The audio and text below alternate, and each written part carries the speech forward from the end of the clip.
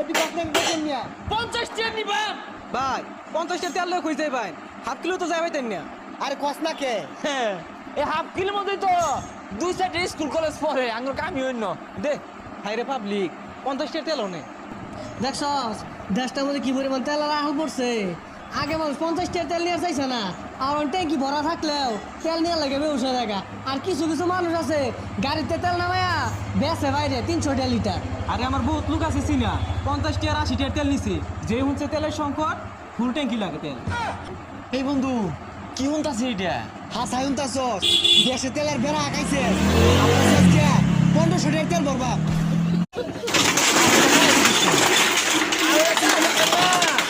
তুই তো 50 টাকা হইলো তেল ভর্তি